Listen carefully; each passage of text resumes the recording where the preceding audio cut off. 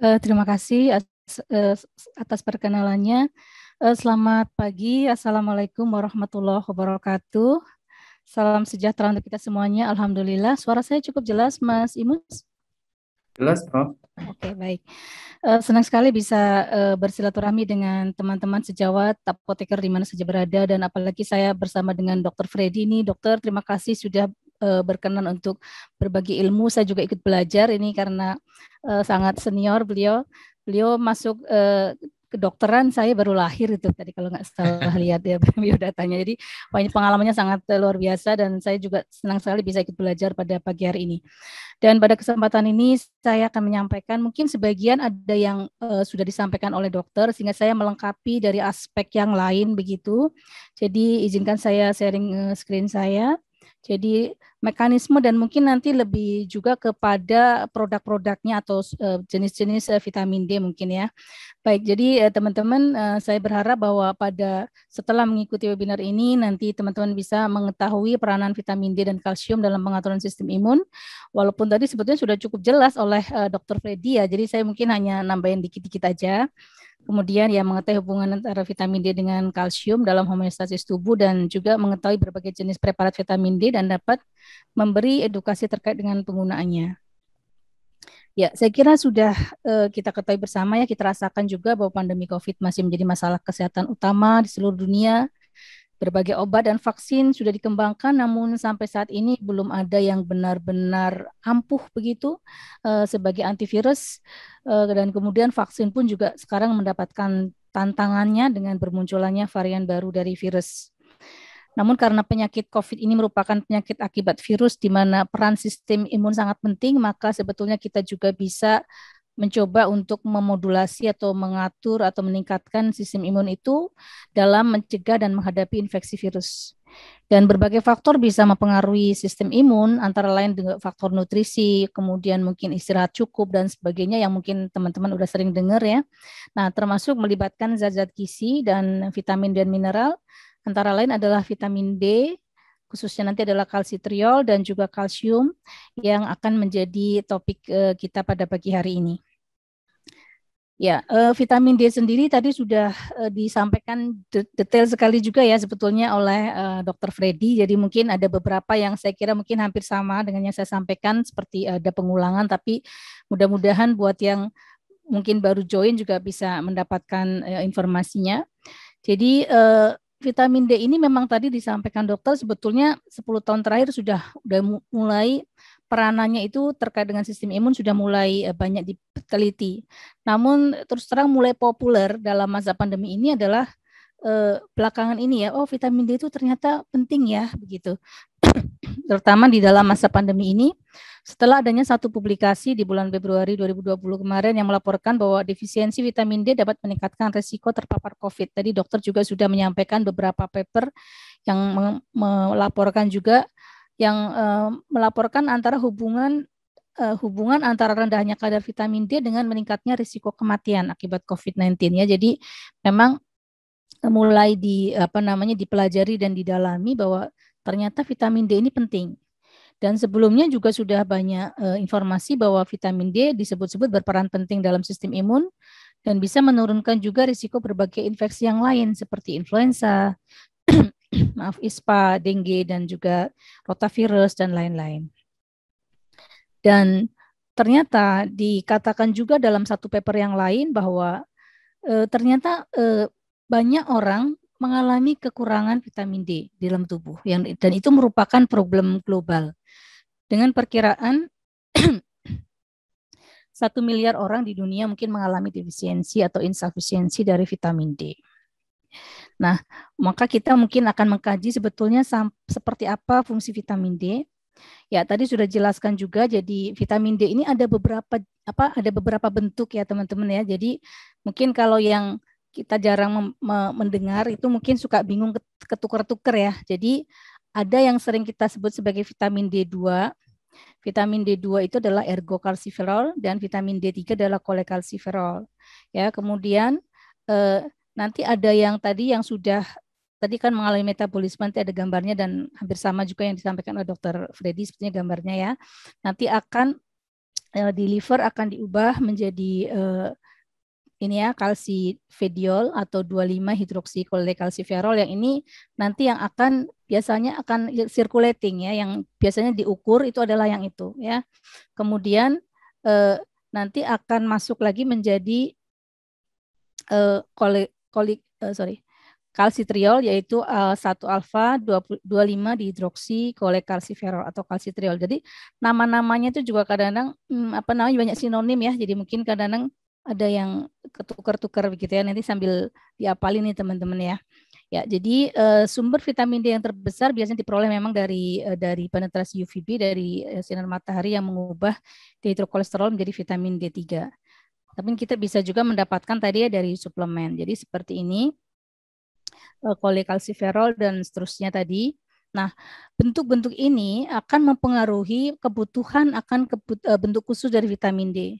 Jadi misalnya kondisi kita yang normal, sebetulnya kita bisa menggunakan bentuk vitamin D yang berupa kolekalsiferol atau ergokalsiferol ya. Jadi kita bisa mendapatkan atau mungkin dengan berjemur tadi ya, dengan mendapatkan paparan UVB, maka nanti kolekalsiferol ini akan diperoleh dan kemudian nanti akan di hati atau di liver akan diubah menjadi 25 hidroksi kolekalsiferol ini. Nah, berarti kalau ada orang-orang dengan gangguan liver, kalau dengan liver dan ginjal yang normal, dia bisa menggunakan yang tadi yang dari atas nih. Tapi kalau misalnya dia punya gangguan liver, maka berarti paling tidak dia harus mendapatkan bentuk yang ini, karena dia kalau di sini pasti tidak akan termetabolisir dengan sempurna begitu. Kemudian atau mendapatkan langsung kalsitriol ya. Kalau kalsitriol kan memang sudah menjadi bentuk aktifnya. Nah, terutama adalah yang dengan gangguan fungsi ginjal ini wajib ini harusnya mendapatkan kalsitriol, karena memang kalsitriol itu adalah terutama adalah diperoleh dari metabolisme yang ada di ginjal. Kalau misalnya orang dengan gangguan ginjal, maka tadi akan membutuhkan bentuk yang langsung sudah siap digunakan begitu ya. Sehingga sebetulnya kalau dibilang mekanisme aksi yang nanti akan dijelaskan, semuanya basisnya adalah kalsitriol ya, karena bentuk aktifnya adalah kalsitriol. Jadi sekali lagi ketika sudah menjadi bentuk asli aktifnya yaitu kalsitriol ya dari proses yang tadi, maka dia nanti akan bekerja pada reseptor vitamin D ya, vitamin D reseptor. Vitamin D reseptor sendiri adalah suatu reseptor inti ya. Jadi kalau teman-teman ada yang masih ingat mungkin belajar farmakologi molekuler barangkali yang pernah ya, ada macam-macam jenis reseptor berdasarkan transduksi sinyalnya, maka salah satunya adalah reseptor inti, dan ini termasuk vitamin D reseptor adalah termasuk reseptor inti karena vitamin D sendiri adalah suatu hormon yang sangat kecil ya, berat molekulnya, sehingga dia bisa langsung menembus di membran dan dia bisa bekerja baik di reseptor yang ada di nukleus ya, dan juga ada yang ada di sitoplasma. Jadi nanti akan exert atau akan menghasilkan efek-efek non genomik dan juga efek-efek genomik. Kalau efek-efek genomik nanti akan menghasilkan atau akan meregulasi suatu transkripsi gen ya. Jadi kalau masih ingat ya, vitamin D ini jadi yang bekerja ini adalah yang sudah dalam bentuk kalsitriol ya. Kalsitriol dia nanti akan menembus membran ya. Jadi vitamin D ini nanti bisa memiliki banyak efek ya teman-teman.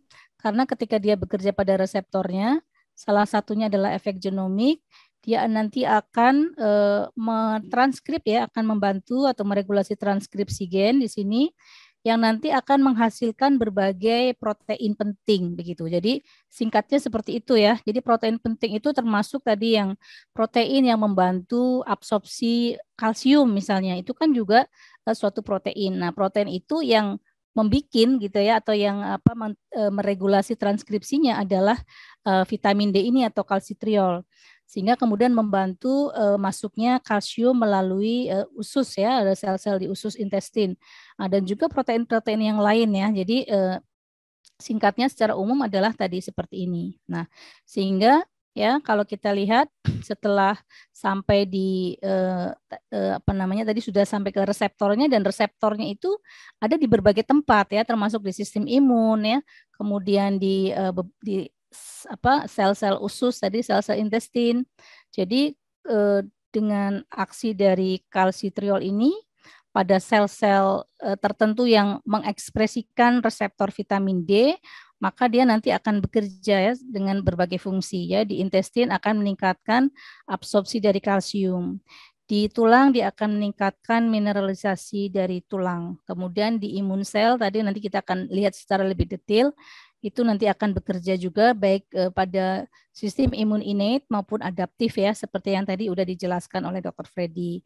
Kemudian pada tumor juga ya, dia juga akan mempengaruhi juga, berperan di dalam microenvironment dari tumor ya. Jadi dia juga nanti tadi kan disebutkan oleh dokter ya, pada dosis sekian nanti akan bisa juga untuk apa mengatasi atau memperbaiki kondisi cancer begitu ya.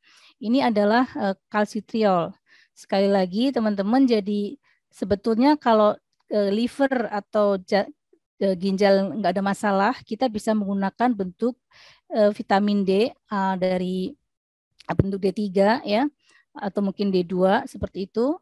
Kemudian kalau livernya udah bermasalah, mungkin sudah harus bentuk yang di bawahnya ya, misalnya kalsidiol. Atau mungkin kalau livernya atau ginjalnya juga bermasalah, maka memang satu-satunya pilihan adalah menggunakan kalsitriol begitu.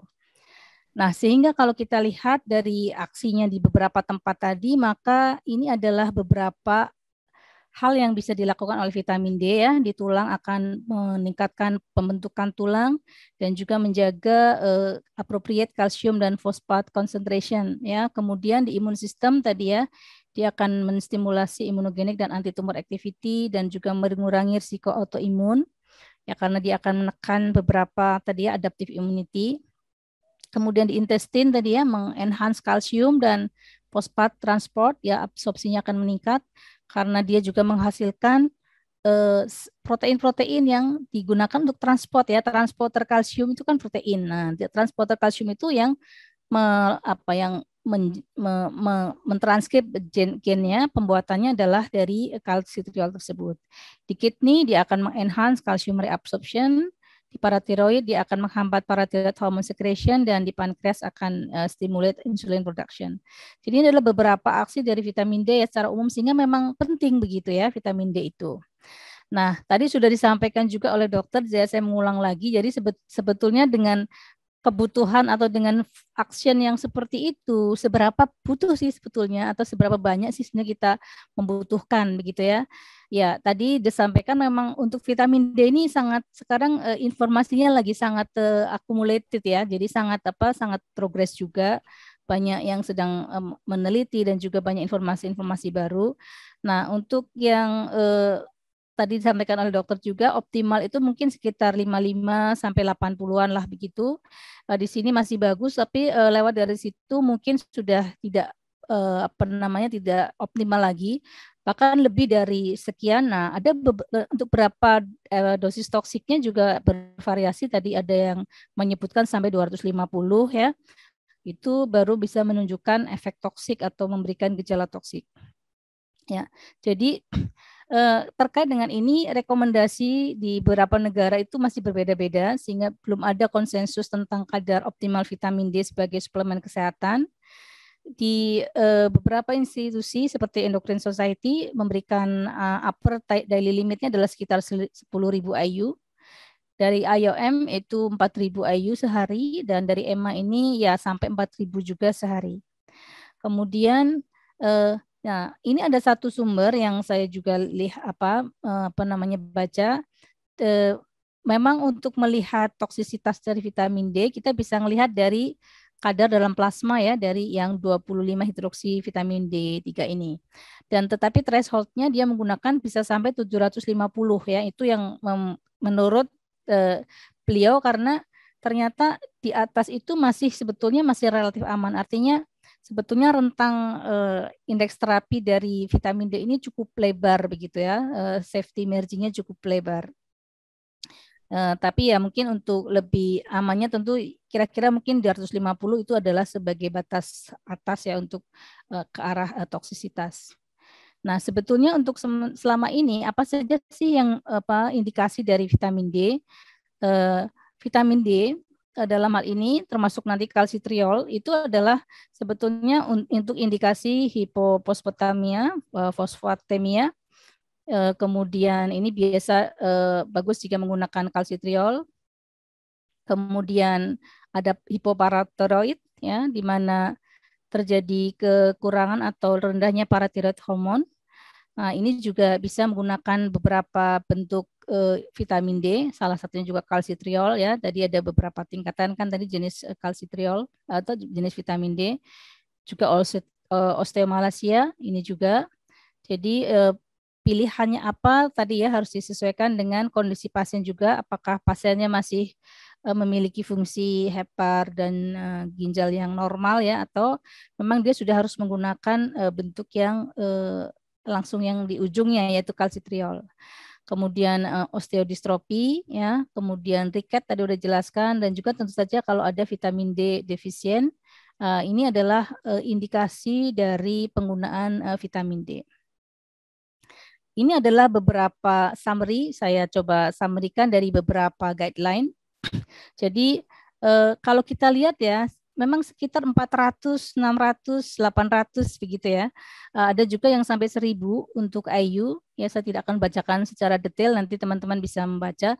Saya hanya memberikan highlight ya. Jadi memang antaranya sekian. Jadi beberapa waktu yang lalu kebetulan saya juga diundang oleh Badan POM, waktu itu sedang membicarakan tentang kombinasi vitamin D ya. Waktu itu vitamin D itu kan saat ini untuk yang di atas 400 itu tidak boleh dikombinasi dengan bahan yang lain. Jadi selama ini kombinasi vitamin D dengan bahan lain itu hanya sampai diizinkan sampai 400 IU. Tapi kemudian ditanyakan atau ada juga yang mencoba mengusulkan ya dari para industri ini untuk akan mengkombinasikan 1000 IU dengan kombinasi yang lain begitu. Nah, ini kemudian kami juga sempat mendiskusikan, dan kalau melihat rentangnya cukup lebar, rentang secara safety-nya, saya kira masih baik-baik aja ya, karena kita toh juga sering menggunakan 1000 IU tunggal, tetapi kemudian kita menggunakan vitamin yang lain atau mungkin zinc atau apa ya selama COVID ya. Jadi ada kemungkinan juga sebetulnya untuk dibuat kombinasi tetap. Nah, kembali ke sini, ini adalah dosis yang digunakan dari beberapa sumber ya, misalnya yang paling sering diacu adalah dari Endocrine Society. Ini berdasarkan usia, sekitar 1 sampai 18 tahun dibutuhkan 6.000 sampai 1.000, kemudian ini 600 sampai bisa sampai 2.000 ya. Kemudian ini adalah untuk prevention, sedangkan untuk terapeutik tadi disampaikan ya bahwa bisa juga menggunakan dalam dosis yang sangat tinggi begitu ya, bisa sampai puluhan ribu, bahkan ada yang ratusan ribu IU gitu ya, misalnya dengan injeksi. Ini memang tujuannya adalah untuk terapeutik, sedangkan untuk maintenance yang apalagi sekarang waktunya kita COVID ini kan sering banyak orang menanyakan, berapa sih sebetulnya atau perlu nggak sih sebenarnya kita menggunakan setiap hari dan sebagainya dan berapa begitu ya. Oh ya, ini teman-teman, ini mungkin kalau untuk patokan aja, kadang-kadang kita juga lupa ya sebagai apoteker, kadang malah lupa juga ini adalah bagaimana kita mengkonvert ya, kadang karena menggunakan EU, terus di Indonesia kita biasa menggunakan EU, tapi mungkin kadang kita baca ada yang menggunakan mikrogram ya untuk dosis ya, mungkin ini konversinya 1000 IU itu adalah 25 mikrogram. Ya, ini adalah mengenai vitamin D, dan ini tadi yang sudah saya sampaikan. Mas Imus, suara saya cukup jelas? Jelas, Prof. Oh ya, soalnya ada notif kan ya, internet saya unstable, saya khawatir tiba-tiba saya hilang. Ya, baik. Oke, saya lanjutkan. Jadi ini tadi yang dari IOM, kemudian dari endokrin ya. Ini upper limitnya 4.000 sampai 10, ada yang 10.000. Nah, yang menarik adalah tadi yang disampaikan bahwa defisiensi vitamin D merupakan masalah kesehatan global, di mana prevalensi vitamin D defisien tertinggi di Eropa dan Amerika. Mungkin yang udah diteliti juga kali ya, karena mungkin yang di Asia mungkin masih sedikit. Di Amerika 90% populasi kulit hitam, dan di Asia juga dan hampir 75% kulit putih mengalami defisiensi vitamin D. Di Asia Tenggara prevalensi vitamin D ini 60-70%. Nanti terus terang saya pengen nanya sama Dr. Freddy juga karena sebetulnya memang kenapa ya kok sampai begitu ya apa namanya prevalensi defisiensi itu, tapi kayaknya kok kayak baik-baik aja gitu. Itu ada satu survei juga di Jakarta dan Kuala Lumpur, tapi ini udah agak lama sebetulnya ya. Juga sebagian besar itu ternyata mengalami defisiensi vitamin D sampai sebanyak 60% lah, dengan penyebabnya antara lain adalah rendahnya paparan sinar matahari, mungkin kurang jemur, kurang asupan vitamin D dan penggunaan sunscreen dan sebagainya. Ini adalah apa namanya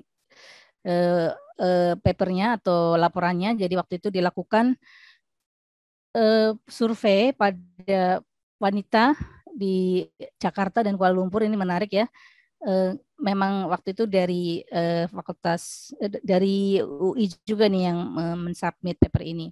Dan ternyata rata-rata hidroksi vitamin D, 25 hidroksi vitamin D concentration itu adalah sekitar 48 nanomol per liter ya. Kalau dikonversi tadi ya, 1 nano apa namanya rata-rata vitamin D 48 nanomol itu kalau kita konversikan ke nanogram per mili, karena kita biasanya menggunakan juga nanogram per mili, itu adalah 19,2. Itu sangat kecil ya. Tadi kalau kita kembali kepada tadi ya, yang bentar. Ya ini ya.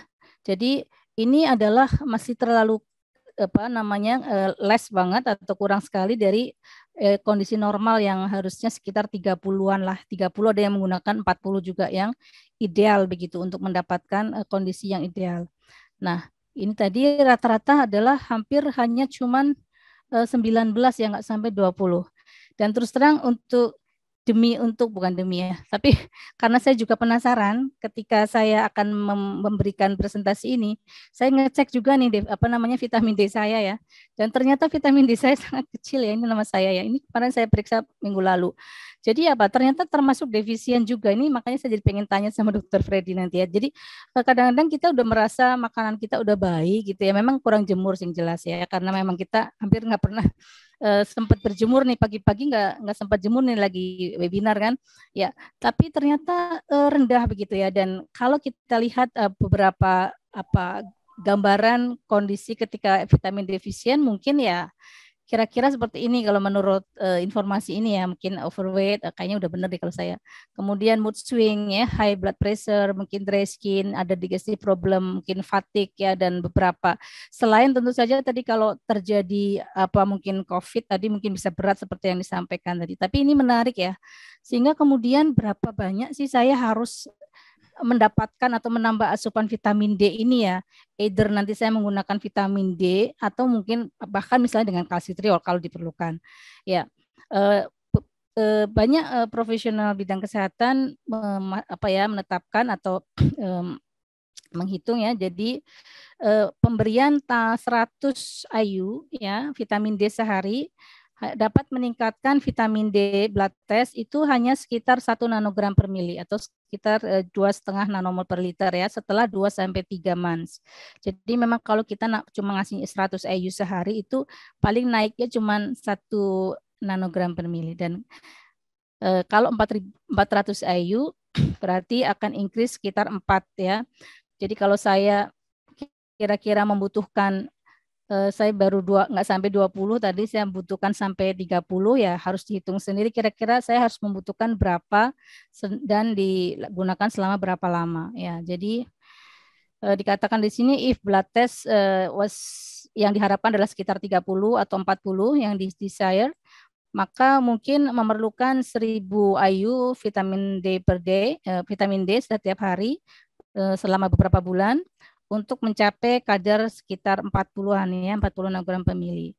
Dan setelah itu seseorang perlu menjaga untuk kadar tersebut ya, mungkin dengan 800 atau 1000 IU sehari untuk maintain this level ya. Jadi ini menarik juga, ternyata saya juga defisien vitamin D gitu.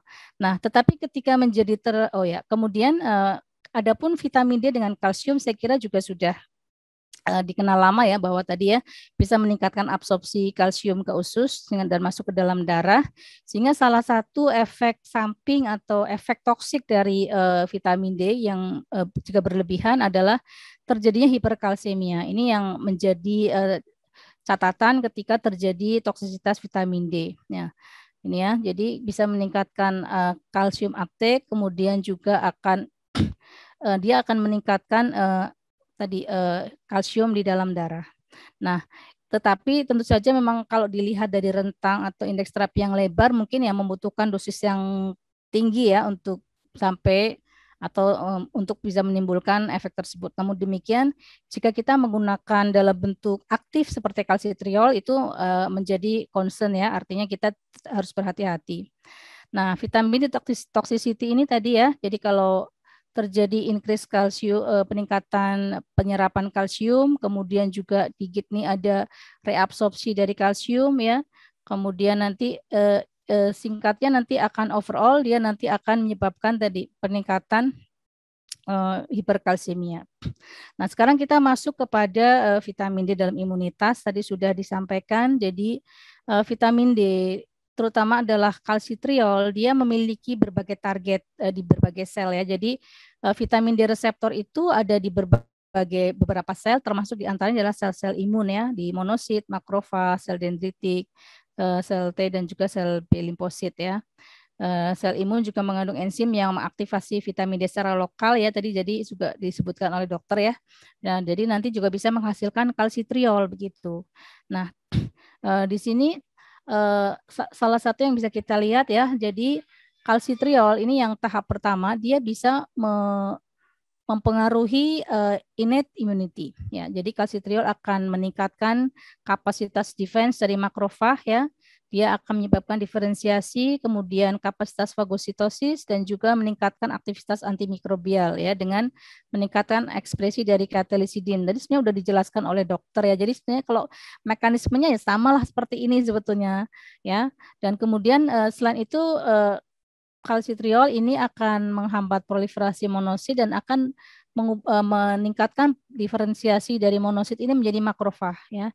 Dan ini akan dimediasi dengan upregulasi dari Fc epsilon ya, surface cell receptor dan akan increase cell respiration. Kemudian selanjutnya juga akan menghambat dendritic proliferasi dari dendritic cell, maturasi maupun juga immunostimulatory properties yang akan mengarahkan kepada induksi dari T cell ya, T regulatory cell. Jadi ini ya apa namanya dari bentuk kalsitriol ya akan bekerja pada pertama adalah pada innate immunity dan selanjutnya dia juga bisa bekerja pada adaptive immunity ya, di mana dia nanti akan menghambat ekspresi sitokain.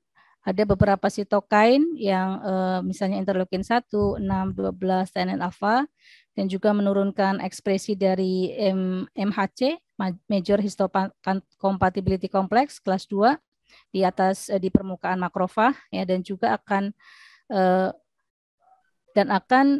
menurunkan development dari pro-inflammatory sel ya, T helper 1 dan T helper 17 sel ya di sini ya. Nah, hal ini semuanya akan menekan tadi ya down regulasi dari aktivitas T helper 1, kemudian juga menghambat produksi dari interleukin 12 dan menstimulat produksi dari interleukin 10.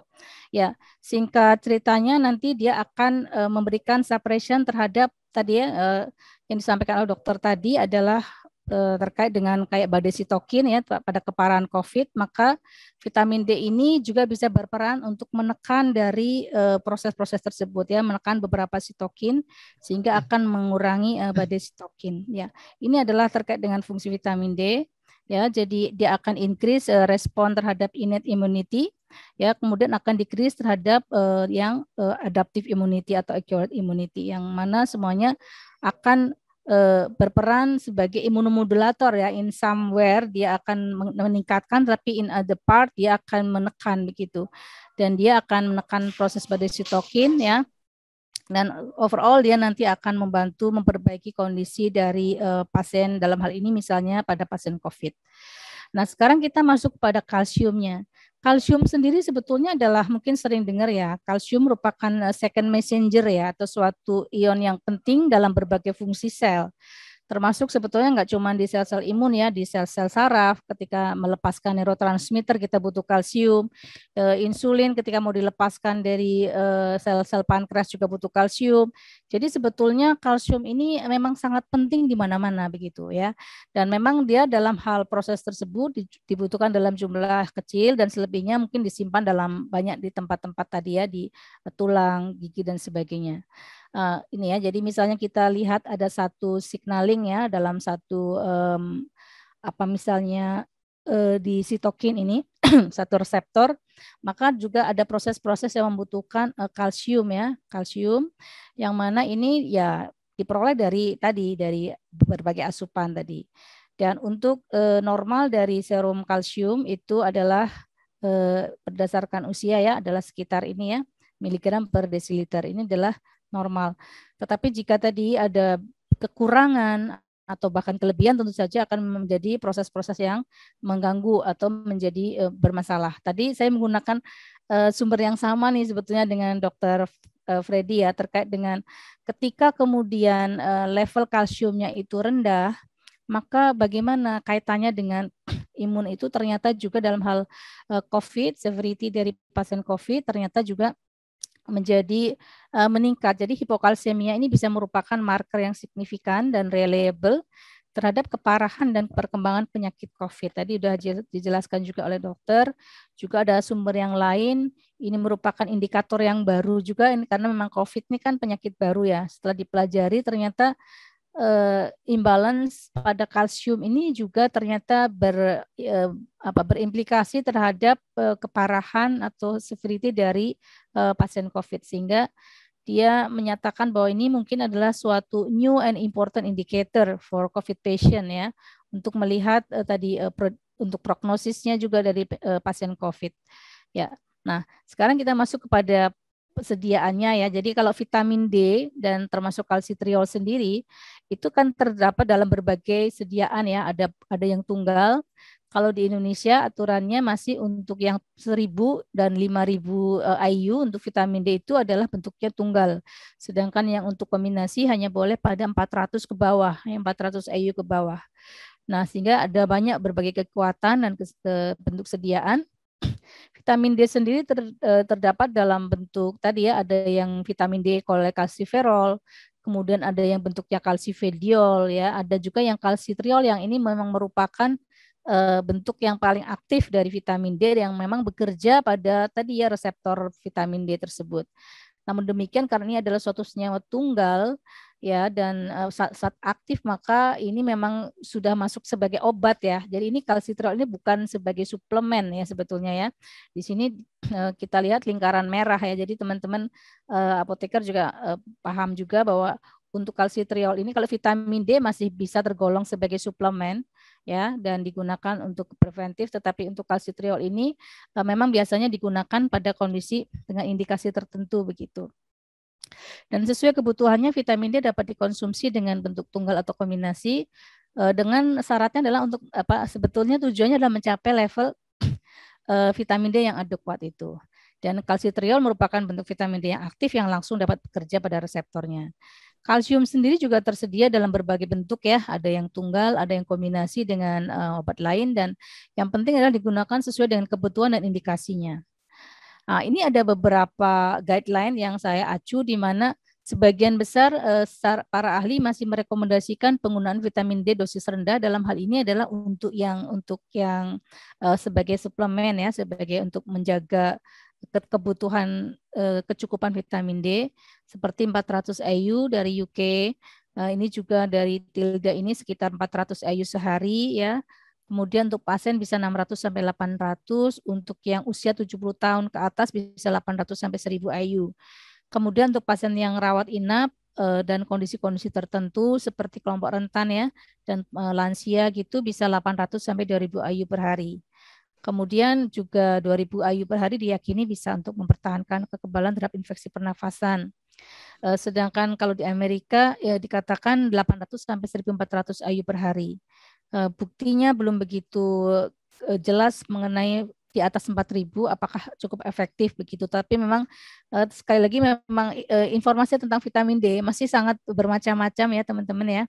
Bahkan tadi ada yang mengatakan lebih dari bahkan sampai puluhan ribu tadi ya. Jadi ada yang menggunakan sampai 5.000 IU untuk kasus defisiensi. Ada juga yang menyarankan, ada juga yang merekomendasikan 10.000 sampai beberapa minggu untuk meningkatkan kadar vitamin D-nya. Tapi sebetulnya memang yang penting adalah kita harus sebaiknya memang sesuai dengan kebutuhan ya. Jadi seperti saya yang ternyata defisien, mungkin saya harus menggunakan minimal 1.000 IU sehari. Nah, kemudian sebaiknya ketika menggunakan vitamin D dosis tinggi, mungkin kalsium dosis tinggi juga sebenarnya tergantung tadi kebutuhan ya. Sekali lagi ada risiko hiperkalsemia walaupun itu mungkin hanya ketika dipakai pada dosis yang sangat tinggi, tetapi itu perlu menjadi perhatian. Dan penggunaan suplemen magnesium digabung dengan vitamin D juga cukup menjadi solusi karena dia untuk suplemen magnesium ini banyak dipakai untuk meningkatkan metabolisme vitamin D. Ya, ini ada beberapa skema atau beberapa panduan ya terkait dengan mencapai target ya dari pasien COVID dengan target 40 nanogram per mili, ada yang menyarankan sampai 5.000 IU. Tadi dokter juga menyampaikan ada beberapa penelitian ya yang terkait dengan berapa dosis yang bisa digunakan. Ini ada satu sumber yang mungkin bisa diacu ya atau mungkin bisa menjadi patokan ya. Jadi semua pasien yang yang suffering COVID memang sebaiknya sih ada tes vitamin D, tetapi jarang sekali kita melakukan sebetulnya karena mahal tadi ya. Bisa menggunakan tadi ya apakah butuhnya berapa gitu. Nah, ketika kalau misalnya baseline-nya tidak diketahui seperti kita yang jarang melakukan pengukuran, maka mungkin bisa digunakan 4.000 sampai 10.000 IU 1 sampai 1,5 bulan, kemudian cek level vitamin D-nya. Dan ini adalah beberapa pilihan ya. Jadi sebetulnya ancer-ancernya adalah sekitar 4.000 sampai 5.000 sampai sebetulnya adalah yang tergantung dari level vitamin D-nya ya. Jadi kalau levelnya less dari 40 maka dia perlu membutuhkannya sampai berapa begitu.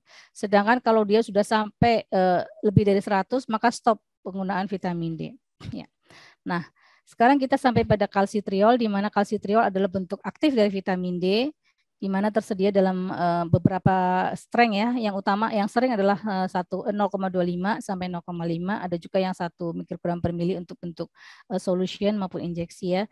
Selama ini digunakannya adalah kondisi atau indikasinya adalah hipokalsemia maupun osteodistrofi pada pasien dengan CHF yang tadi sudah disampaikan ya untuk CKD. CRF ya atau CKD, kemudian juga yang hipokalsemia dengan ada beberapa manifestasi seperti tertera ini ya, ada hipoparathyroidism. Nah, mungkin yang kita lagi bicarakan adalah new role ya di dalam memperbaiki imun sistem ya, terutama pada pasien-pasien COVID yang ini ternyata mulai banyak evidence ya menunjukkan bahwa bisa untuk memperbaiki prognosis dari pasien-pasien COVID ya. Dan kalsitriol ini merupakan derivatif yang poten dari kolekalsiferol ya dan memberikan efek yang cukup tinggi sehingga sebaiknya juga tidak digunakan bersama-sama dengan vitamin D yang lain begitu. Dan untuk special population untuk pregnant woman sejauh ini penggunaannya disesuaikan dengan kebutuhan dan jika dokter memandang bahwa benefitnya lebih baik daripada terlebih banyak daripada hazard ya maka bisa diberikan. Namun demikian yang perlu diketahui bahwa kalsitriol ini bisa diekskresikan melalui ASI ya sehingga untuk mereka yang menggunakan misalnya seorang wanita menyusui yang menggunakan maka disarankan sih serum kalsium levelnya itu diukur atau dipantau begitu. Untuk demikian juga untuk untuk pediatrik maupun geriatri. Maaf, sebentar.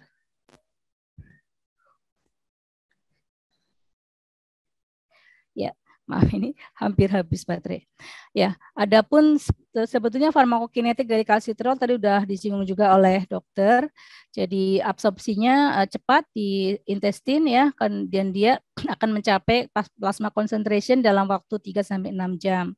Kemudian dia distribusi melalui alfa 2 globulin, dia berikatan ditransportasi melalui di seluruh tubuh, melalui darah. Kemudian dia akan mengalami metabolisme di kidney, nanti akan menjadi bentuk inaktifnya yaitu calcitric acid ya. Kemudian half life-nya adalah sekitar 9 sampai 10 jam dan durasinya bisa sampai 3 sampai 5 hari untuk durasi efek dari kalsitriol. Dan mungkin yang sering ditanyakan, ada nggak konversi antara kalsitriol dengan vitamin D3? Tidak ada konversi pasti ya antara kalsitriol dengan suplemen vitamin D, karena kita agak sulit untuk membuat satu konversi berapa vitamin D itu sama dengan kalsitriol, karena tergantung dari proses tadi ya, metabolismenya di setiap orang. Jadi biasanya memang tidak ada konversinya secara khusus, di mana kalsitriol itu memang lebih banyak dikondisikan atau diberikan pada mereka yang memang mengalami gangguan ginjal yang sudah tidak bisa lagi memetabolisir dari vitamin D. Ya. Baik, saya sudah sampai pada bagian akhir di mana penyakit COVID adalah penyakit akibat virus, sehingga peran sistem imun menjadi sangat penting dalam mencegah dan menghadapi COVID. Berbagai upaya mengatasi dan mencegah banyak dilakukan, termasuk menggunakan suplemen ya, di mana dapat meningkatkan sistem imun seperti kalsitriol dan kalsium. Dan karena merupakan penyakit baru, bukti-bukti klinis masih terus dikumpulkan terhadap vitamin D, kalsitriol, dan kalsium terhadap optimalisasi sistem imun, terutama dalam pandemi COVID. Dan apoteker perlu dapat memberikan informasi yang adekuat dan tepat terkait dengan penggunaan suplemen. Demikian yang bisa disampaikan, mudah-mudahan bermanfaat. Saya mohon maaf jika banyak kekurangan. Saya kembalikan kepada Mas Imus sebagai moderator. Terima kasih. Assalamualaikum warahmatullahi wabarakatuh.